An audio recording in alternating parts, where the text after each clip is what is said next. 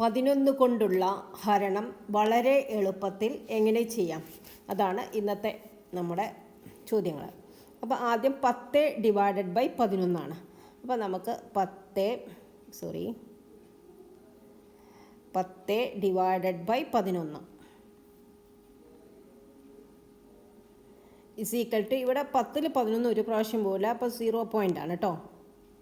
അപ്പോൾ നമ്മൾ ചെയ്യേണ്ടത് ഇവിടെ 10ൽ നിന്ന് 1 മൈനസ് ചെയ്യുക, അപ്പോൾ 9 കിട്ടുക.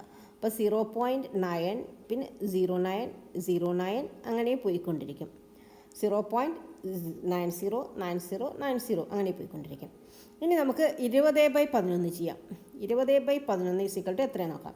അപ്പോൾ 20ൽ നിന്ന് 2 മൈനസ് ചെയ്യേണ്ടത്. നമ്മൾ 10ൽ നിന്ന് 1 മൈനസ് ചെയ്തിട്ടുണ്ടായിരുന്നത്, അതായത് 10 ആണ്. അപ്പം 1 മൈനസ് ചെയ്ത് 20 എന്ന് പറയുമ്പോൾ 20 ആണ്. അപ്പോൾ 2 മൈനസ് ചെയ്യാം. അപ്പോൾ നമുക്ക് കിട്ടുന്നത് 18.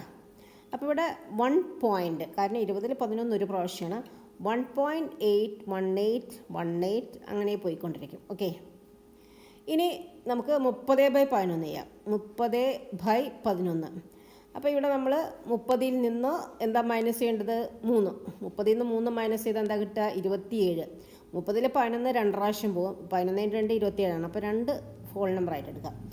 2.72727 അതങ്ങനെ പോയിക്കൊണ്ടിരിക്കും. ഓക്കെ, ഇനി 40/11 ഇസ് ഈക്വൽ ടു, നമുക്ക് നോക്കാതെ തന്നെ എഴുതാൻ പറ്റും. 40ൽ നിന്ന് 4 മൈനസ് ചെയ്യുക. 4 മൈനസ് ചെയ്ത് നമുക്ക് കിട്ടുന്നത് 36.